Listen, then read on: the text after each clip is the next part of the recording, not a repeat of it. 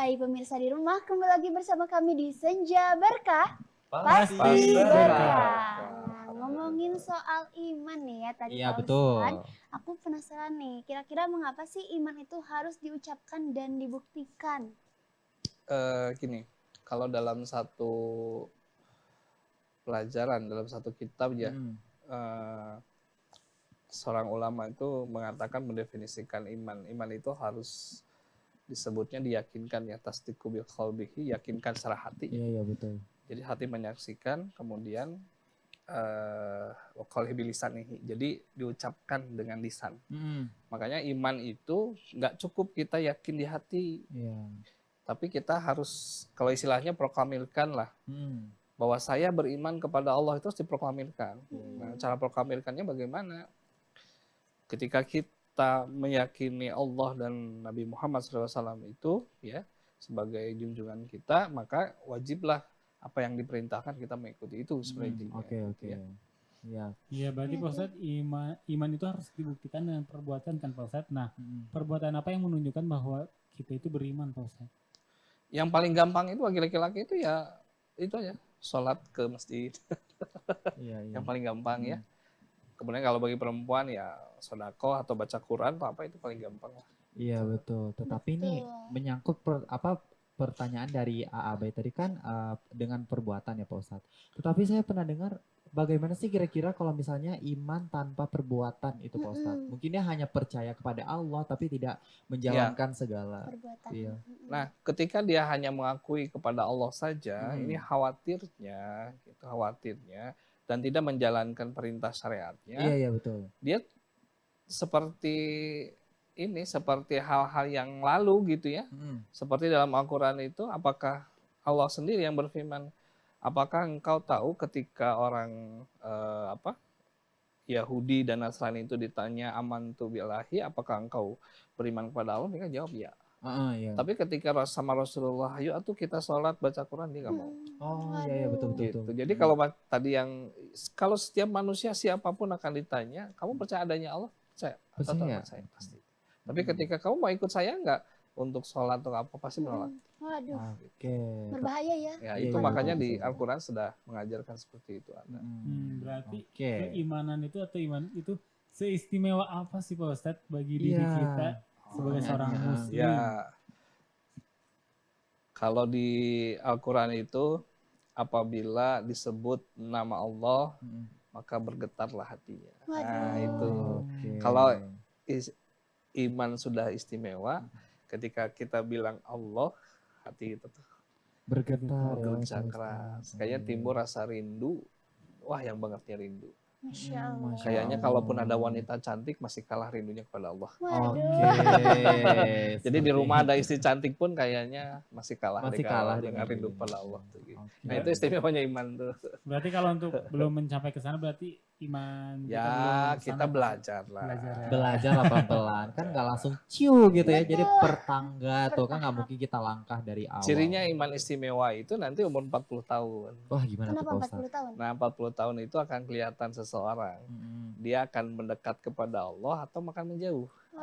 Nanti coba lihat 40 tahun. Mari kita buktikan Abai. Yuda. Tapi sebenarnya iya juga sih Pak Ustadz, karena kalau kita lihat sekarang banyak yang di masjid kan namanya orang tua ya Pak Ustadz. Betul. Jadi kayak anak-anak muda masih agak sedikit betul kurang banget, gitu ya. Sayang sekali kalau umur kita itu tidak nyampe sampai 40. Nah itu yang takutnya. Jadi jangan tunggu tua untuk tobat nih pemirsa. Betul.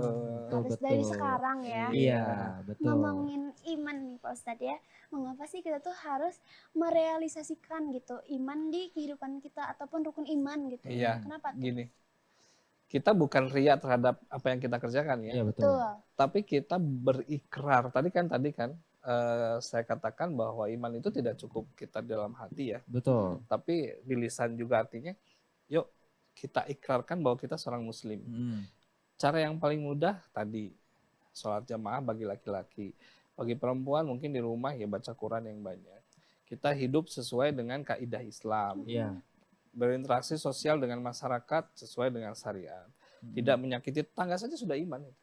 Oh iya. Kita ngobrol dengan tetangga, kita punya rumah, itu tidak menyakiti tetangga saja itu udah ciri khasnya dari iman. Beriman. Orang yang beriman. Gitu, betul. kalau kita dengan tetangga tidak baik, itu kata Rasulullah hati-hati. Oke. Ancamannya itu berat gitu. Waduh. Oh, Oke. berarti emang kita tuh harus akur sama siapa saja Siapa Pak Ustadz ya. saja. Betul, itu gitu. cara yang paling gampang ngukur keimanannya itu di sana gitu. Nah, untuk mengukur keimanan Pak Ustadz, nah kan ada juga yang mengatakan kejam gitu Pak Ustadz. Iya. Ada yang mengatakan nggak punya hati. Oh, Berarti Nah, itu gimana tuh hati Pak sama Ustadz? iman tuh saling berkesinambung atau Betul. Ya. beda? Tempatnya iman di hati. Iya. Jadi ketika orang bilang seperti itu, kamu nggak punya Nggak punya hati. Hati. nggak punya hati, berarti memang keimanannya hilang. Oh, Nggak punya emang iman nggak juga punya ya. iman ternyata ya, karena nggak tahu di mana gitu ya. Soalnya kalau orang yang punya iman, mohon maaf sekali, Iya. nggak mungkin dia berkata kotor sama orang Betul, lain. Pak gitu. Ustadz. Nggak mungkin berbuat kejam gitu ya. Hmm. Abai sama Yuda berprestasi misalkan. Tiba-tiba disikut sama Yuda misalkan. Berarti Yuda sendiri berarti nggak punya iman. Kalau punya iman, baik, ayo kita saingan secara sehat. Oke. Sama-sama. Tadi saya 40, Abai berapa? 70 misalnya. 70 judul. Oke. Kan Iya, nggak iya, masalah. iya, iya. Asal kita tidak saling disebutnya tidak saling menyakiti, tidak saling ini. Oh, jadi Iya, iman betul. itu adanya di Ada di dalam hati. hati. Jadi kalau kita kejam ke seseorang atau nggak punya hati lah. memperlakukan seseorang dengan buruk itu berarti kita, Hati-hati. Kita tidak memiliki- beriman. Iman. tidak beriman gitu. Dan Hati-hati. juga ini tadi seperti yang udah Pak Ustadz kasih tahu Ya. untuk bersaing-saing secara sehat. Bisa tuh misalnya saya tuh menikung Abai di sepertiga malam ya Pak Ustadz ya. Menikung buju. Menikung Waduh. gitu ya. Tapi bukan menikung itu kamu siapa gitu. Kita kembali lagi ke Iya, pembahasan amin. soal iman nih Pak Ustadz. Masalah. Saya bertanya nih Pak Ustadz. Apa tuh? Kira-kira jika seseorang itu beriman Pak Ustadz, kira-kira dampak di kehidupannya itu apa aja sih Pak Ustadz? Eh, Rasulullah SAW itu Iya. menggambarkan orang yang beriman tuh satu hidupnya itu berseri-seri wajahnya tuh. Wah, iya, iya, Berseri-seri, penuh cahaya karena berwudu terus ya. Ingat pada Allah. Kemudian di dalam di dalam lingkungannya tuh dia bersahaja. Bersahaja. Dia akrab dengan siapapun Iya. gitu ya, dengan bersih, tetangga. bersih. Pokoknya sosialnya bagus. Gitu ya. Iya betul. Itu yang keimanannya sudah yang paling bagus lagi kata Rasulullah, ini yang paling Apa tuh? bagus nih. Apa tuh Pak Ustadz? Tidak beriman seseorang Mm-mm. apabila dia tidak baik terhadap istrinya. Oh, iya, iya, Waduh. iya. Tuh. Tidak beriman seseorang apabila dia Dia tidak tidak baik baik kepada Tidak baik istrinya. pada Di istrinya. dalam rumah tangga saja ada pembuktian iman. Iya betul Pak Ustadz. Baiknya kita sama istri kita atau malah istri kita malah jadikan pembantu ya.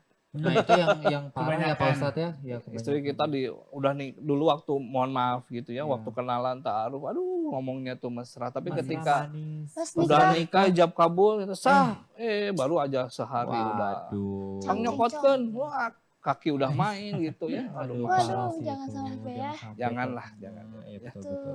Zulim.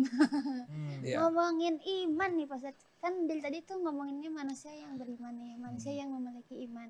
Nah, kira-kira manusia tanpa iman akan seperti apa sih hidupnya Pak Ustadz? Iya Manusia tanpa iman contohnya banyak sekali ya. banyak. Abu Jahal, Abu Lahab, Iya, iya, gitu iya. tuh. Firaun Kemudian Firaun, Korun, ya. Itu manusia-manusia yang tidak memiliki iman. tidak memiliki iman. Telat. Telat iman. Dalam satu sejarah, Firaun itu telat mengakui keimanan. Ketika mau tenggelam, dia betul Nabi Musa itu Iya. ternyata pembawa risalah Allah. Nah, ketika dia mau itu dalam satu Malaikat riwayat, Jibril ya. iya malaikat Jibril datang menyumpal dengan tanah supaya tanah. nggak Iya, bisa nggak bisa. sadar. benar, Karena benar. saking gemesnya ya. Kayak Iya, gemesnya. Gitu ya, itu walau bisawab itu kejadian loh. Nah, itu kira-kira ini bicara iman tadi ya. Nah, Pak Ustadz, kalau Oke. misalnya kita tuh nggak bisa dikatakan nggak punya iman, Pak Ustadz, bisa misalnya ada siswa yang emang kurang ajar sama gurunya Iya. ataupun Iya. berperilaku buruk gitu. Nah, yang harus disalahkan itu siapa, Pak Nah, Ustadz? begini. Iman itu tetap pada tataran tadi ya. Seseorang merasakan manisnya iman itu tetap orang terkena syar'i itu rumusnya balik. Mm-mm. Balik itu 14 tahun, kalau wanita itu 9 tahun apabila sudah haid. Ya. Iya. Nah, kita lihat dari sana. Kenakalan remaja itu pada tataran dia tidak hormat sama guru misalkan. Betul. Mm. Dia tatarannya pada umur berapa tahun nih? Paling kayak Gitu 13 tahun. 13 gitu. tahun misalnya atau 12 tahun gitu, betul. tidak hormat. Itu dilihat dulu. Mm-mm. Nah, dia bisa berperilaku tidak baik kepada guru, itu coba pelajari lingkungan dia Oh bermain. iya betul betul Pak Ustadz. Kemudian pelajari juga lingkungan rumah. Mm-mm. Jangan-jangan si ayahnya ringan tangan gitu. Ibunya Berbahaya ringan ya. tangan gitu. Si anaknya akhirnya ke gurunya ngelawan. Waduh. Nah, gitu ya. Tetapi Iya. rebutan ya pemirsa. Nah, satu lagi Rebutan nih. lagi. Satu lagi, Iya, iya, apa siap, Tapi siap. sebentar. Iya, iya. Ada yang mau lewat. Nanti aja lah nanya ya. Aduh. Nah, pemirsa di rumah jangan kemana-mana nih karena wah sangat informasi sekali Iya, ya. betul. Episode kali ini tentang iman loh. Jadi tetap stay tune di Senja Berkah. Pasti Berkah.